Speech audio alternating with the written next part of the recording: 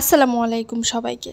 আজকে আমি আমার নিজের হাতে করা কাঠের ডাইস দিয়ে কিছু নকশি কাঁথার ডিজাইন আপনাদের সাথে শেয়ার করব। আপনারা দেখে বলবেন যে আমার করা কাজগুলো কেমন হয়েছে। তো প্রথমেই শুরু করছি একটা হলুদ রঙের কাঁথা দিয়ে। এই কাঁথাতে আমি কিন্তু অনেকগুলো ডাইস দিয়ে ছাপ দিয়েছি, অনেক রকমের ডিজাইন করেছি। আমি চারকোনা একটা ডিজাইন করেছি, তারপরের চার পাশ আরেকটা ডাইস দিয়ে আরেকটা ছাপ দিয়েছি, তারপরের চারপাশ আরেকটা ফুল দিয়ে ডাইসের আরেকটা ছাপ দিয়েছি। এইভাবে করে আমি পুরা কাঁথাটা কমপ্লিট করেছি।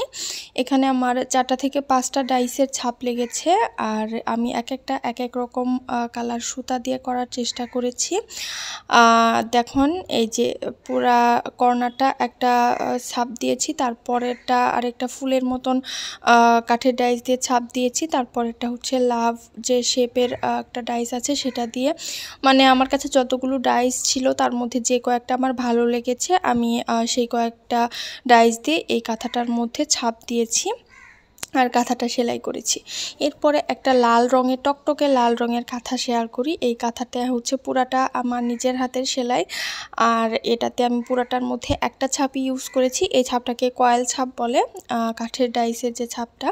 তো এটা এটার বর্ডার লাইনগুলো আমি সেলাই করিনি, বর্ডার লাইন ছাড়াই আমার কাছে বেশ ভালো লেগেছে। এই যে তার অপর পিসটা এরকমই সেম দেখতে।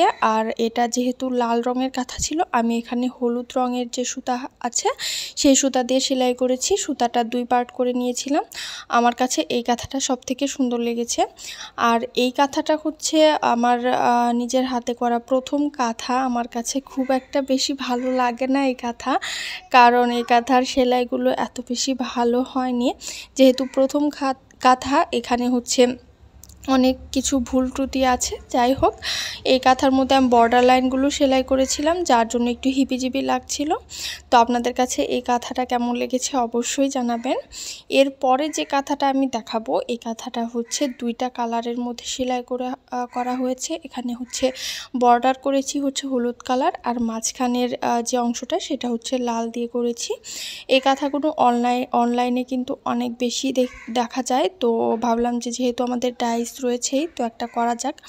তো এটার যে পুরা কাঁথাটার মধ্যে একটা ডাইসের একটা ছাপি আছে। এখানে লালের মধ্যে হলুদ কালার সুতা দেওয়া, আর হলুদের মধ্যে লাল কালার সুতা দিয়ে এই কাঁথাটা ডিজাইন করা। তো আপনাদের কাছে কোন কাঁথাটা কীরকম লেগেছে অবশ্যই আমাকে জানাবেন। তো আজকের ভিডিওটা এখানেই শেষ করে দিব।